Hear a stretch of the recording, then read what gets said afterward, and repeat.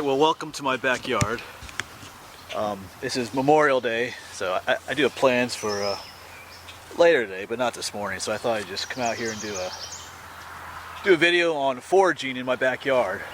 And we'll probably start in my backyard, but I'll probably make my way up to other areas as well. Actually, a pretty nice morning out here. And you'll probably hear some road traffic. There's a busy highway just right up here too. So in this video, I'm just going to walk around my yard, different areas around the house, and just show you different plants, foraging in my backyard. Different edible plants, some different medicinal plants. And I did not plan this out at all. This is just coming out here cold turkey, just looking at the different things that are growing out here. Some of these I'll eat in this video, I think. As I was just walking down here, I saw some that I could eat. And I'm not going to spend a ton of time talking about each plant. In the future, I might do more detailed videos on each of these individual plants. But not in this video. This is just kind of like an overview of different things that are growing out here. And these are all things that you could probably find in your own yard or, in areas around your house. Of course, this yard does not get treated with pesticides or herbicides or anything, so it's safe to eat. And plus, then there's also all these, because most of the plants I'm going to point out are weeds. So if people spray herbicides in their yards, you won't have all these little goodies growing in your yard.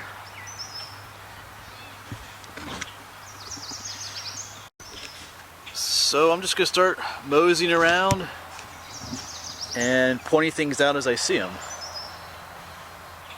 And we'll see all we find. We'll see what I end up eating out here as well. So we're going to walk right up here and see the first plant. I see some jewelweed up here. I'll try to put the name of the plant down below each time I talk about one. But this is jewelweed. Right down here. And these nice looking stems are kind of juicy. When you break these open, they're kind of watery on the inside. But some of you should be familiar with jewelweed. It is used medicinally to help get rid of poison ivy rash. It helps to, you break the stem off. It's like juicy, and you kind of rub it on your poison ivy. It's supposed to help relieve the itching to some extent. I don't really get poison ivy. Once in a while I get a little bit. I have tried it. It just tends to dry the poison ivy out, helps get rid of it. It usually grows in wet areas. Like there's a creek over there, and there's a lot more growing on the other side of the creek. So that's jewelweed. That's the first thing I see out here. Not really edible, but it does have some medicinal properties.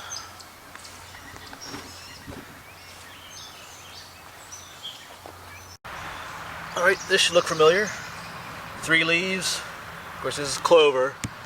And there are different types of clover. This is the white clover. It's not blooming in this patch right here, but I think further up in the yard it's blooming. Those are little white puffy flowers. But this stuff is edible. You can eat it raw, the leaves.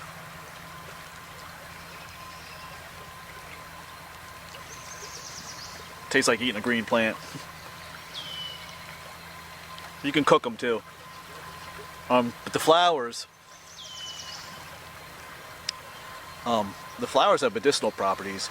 You can dry the flowers out and then steep them to make a tea. I've tried that before, and it actually has a pleasant taste to it. I forget what the medicinal properties are offhand, but I think it's supposed to help with relaxation, different things like that. It was a very subtle taste, but maybe we'll find some flowers up there. I think you can eat the flowers too. So clover is a simple little green you can find out here to eat. Almost every lawn has clover in it.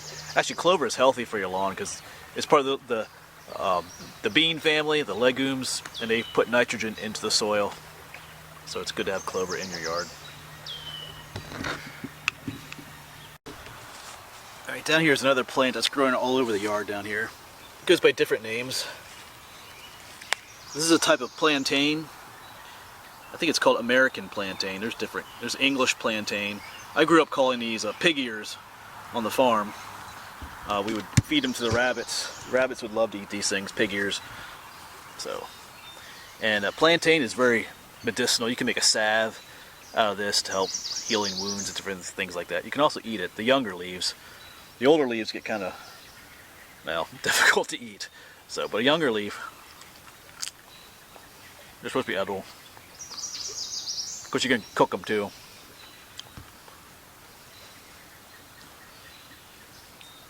Not bad, but not exactly tasty either.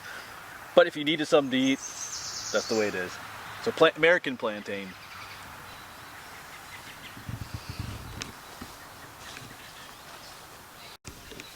I'm just gonna walk up into more of the side yard, but off to the side here. Just notice these. These are I think these are called pokeberries or pokeweed. As they grow older, the stems will get like a purplish color to them. These are what produce those like bright purple berries that you see. A lot of times the birds eat these and then they poop on your deck and stuff and leave like stains everywhere or on your car. The berries are actually poisonous, but you have to eat quite a few of the berries to actually die. But I know in some places, like especially in the south, they'll eat the leaves when they're very young. You don't want to eat the older ones because they contain a poison as well. But when they first come out, supposedly you can eat the leaves. I've never tried them because the plant can be poisonous in its older stage, so I just kind of leave it alone. So pokeberries or pokeweed, that's what the thing is called. So I'm not eating any of that. I want to stick around for a little bit longer.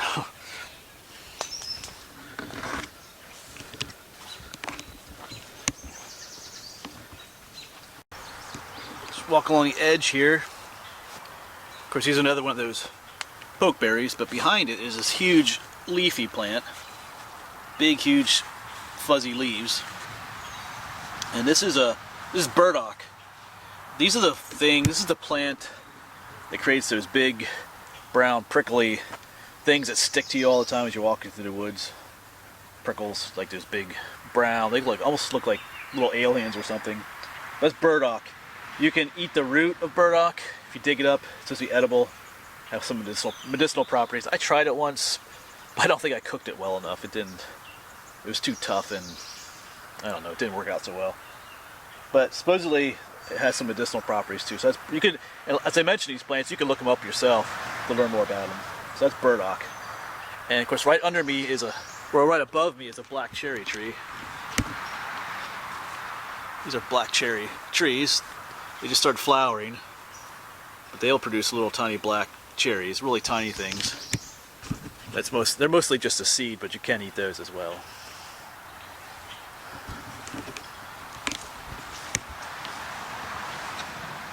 Here's the white clover blossom that I was talking about earlier.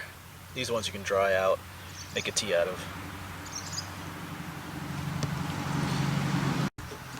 Actually, let's eat this one. Just for the sake of, since I'm out here eating everything, I'll like get adjusted here.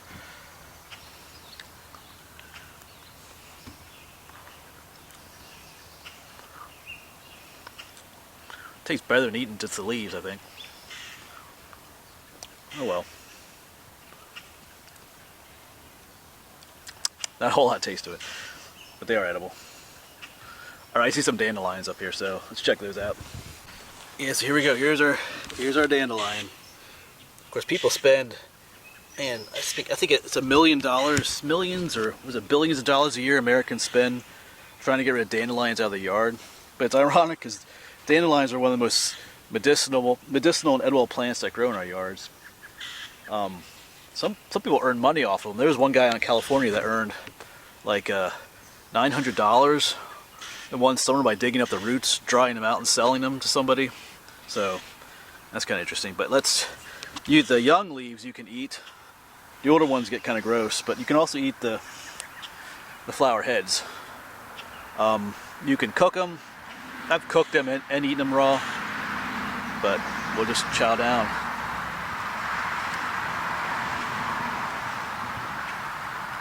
They're actually not that bad.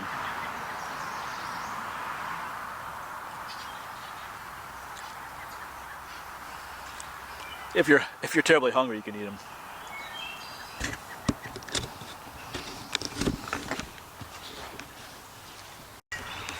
Alright, and growing underneath this tree is one of my favorites. As far as taste goes. This is called lamb's quarters.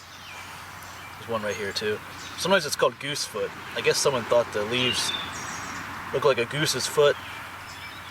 But these are very edible. So let's pick. These actually taste good. Sorry, the lighting's pretty bad there. These taste like spinach. We can eat these raw all day long.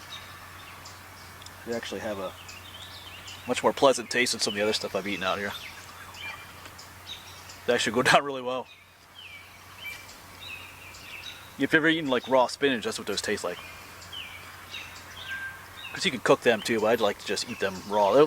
They grow often in gardens. They're like a pesty garden weed, but you can just eat while you're pulling weeds too. Yeah, I like those.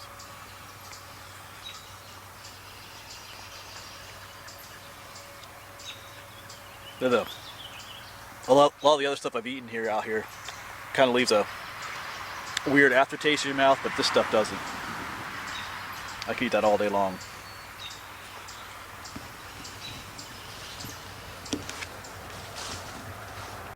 Of course, earlier I had talked about plantain, like the pig ears, like right down here, some of it. This is the American plantain, the pig ears. But the English plantain is over here as well. This one has much longer, narrow leaves. English plantain. That's what it looks like. And of course, it sends up like this little seed stalk that annoys a lot of, people that grow perfect lawns. They hate them. Little seed heads growing up everywhere.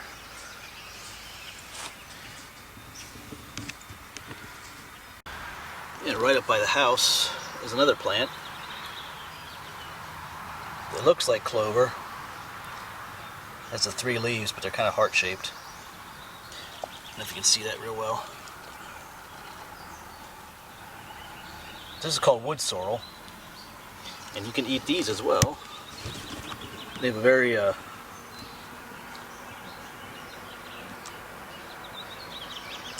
tart taste to them, which isn't unpleasant though.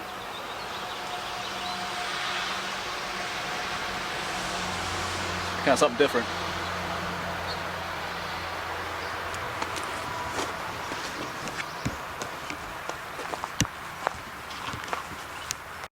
Well, someone came to visit me. It's a neighbor's dog. Can you say hi to the camera? Hey, big guy. You can come foraging with me? Yeah.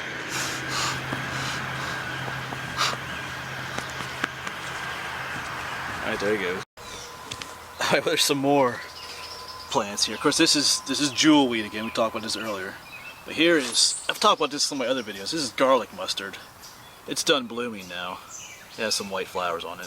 Garlic mustard. And it's called that for a reason, because the leaves have kind of, imagine eating something that tastes like garlic and mustard at the same time. So let's try it. I've tried this before. I already know what I think of it. It's pretty bad. But for you guys, we'll try it again.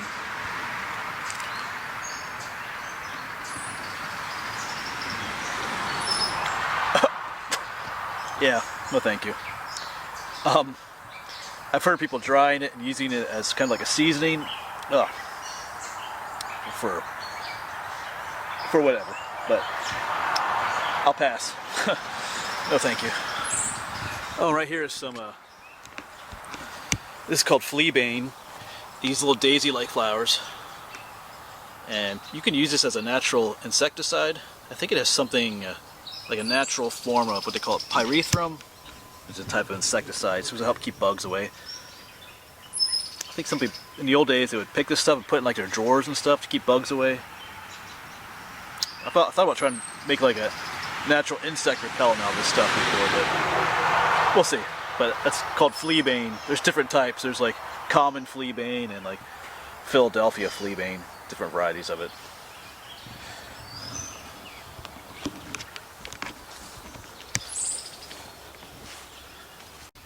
Alright, well, I've come back down where that burdock plant was that we talked about earlier.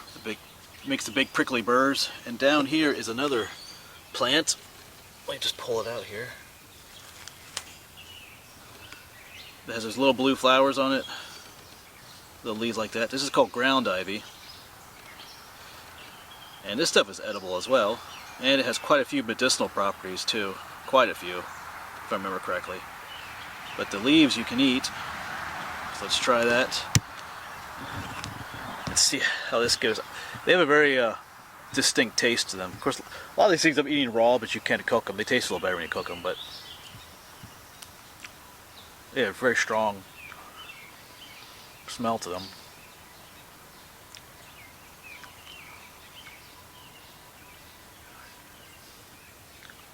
I think I'll pass. But that was an older leaf. When they're younger, they taste a little bit better, and when they're cooked. But yeah, I read that you could use this to curdle milk too. I think I tried it once. I forget how it went. I don't think it worked out so well. I don't think I had enough of this, but there are different uses that they use this for. Ground ivy. I think you should pass on eating it raw though.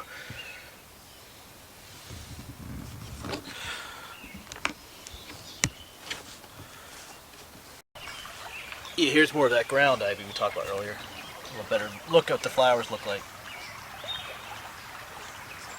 They have to grow in shaded, moist areas. Alright, here's something I was hoping to find. It's a little late in the season for them. This is called purple dead nettle. Those purple flowers. Earlier in their life, some of the top flowers are purple too. But you can eat this, and it has medicinal properties as well. But you gotta be careful with this one because one of its medicinal properties is that it can act as a laxative, which you should know what a laxative does to you. It makes you go. And I've had experience with that because in one class I taught, sorry, I got leaf stuff in my throat. I'm trying all these things. In one class we cooked some various greens, like some of the stuff I'm finding out here today. We cooked a bunch, and including purple dead nettle. And then, of course, after we cooked them, there was like that green water left in the pan, and the students kind of dared me to drink some of that, and I did. But since that purple dead nettle was in there, later that evening I had to go. I had diarrhea. It wasn't. I didn't get sick. I just, like I said, that acts as a laxative. It cleaned me out pretty good. So I wouldn't eat a whole lot of that if I were you. If you want to try it, some of it, but I'll eat some of it for you here, just because. This is YouTube, but yeah, purple dead nettle. It's an invasive species considered by some. It's not native to Pennsylvania. And sometimes in the spring you'll see a field covered in purple. That's what it is. It's this stuff, purple dead nettle.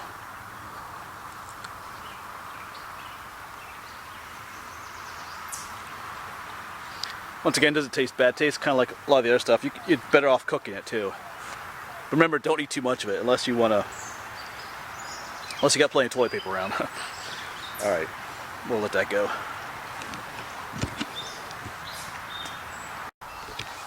I'm not exactly in my yard anymore, but still close enough.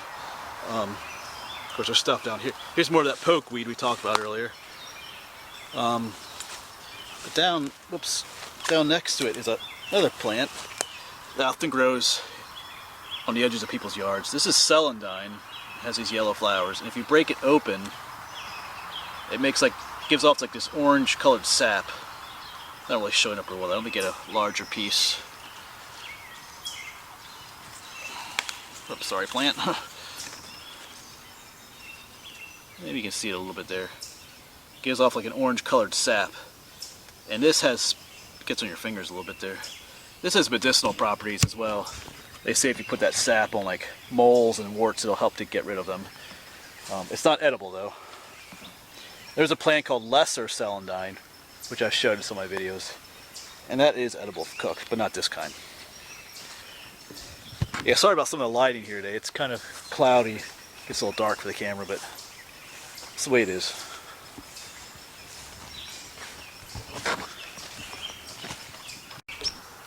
I'm actually walking on my neighbor's property now. Of course, my yard was just over there. But here's some more of that celandine.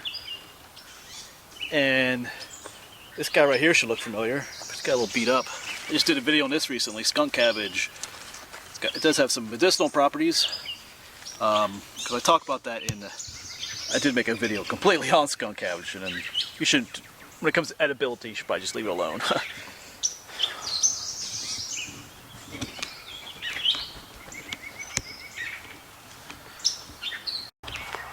So anyway, that is just a sampling of some of the different edible and medicinal plants you can find in your backyard, or your front yard, or in your flower beds, or in like different waste areas along your property.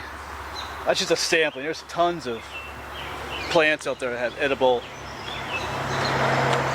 sorry about the traffic, edible medicinal properties to them. They can be fun just to walk around and see what's in your own backyard. You know, most of my videos I'm out in the woods and stuff, but there's cool stuff just right in your own backyard sometimes to look at, to eat, and to do some research on. And like all the stuff that I showed you today, you know, before you eat it yourself, you should always do your own. Like I say in these videos, always do your own research before you just go randomly eating plants out of your own backyard. But everything that I've eaten in the past, and I've done my own research. I know it's safe to eat. So, anyway, cool stuff, and I'll see. Have a good Memorial Day, and I'll see you around.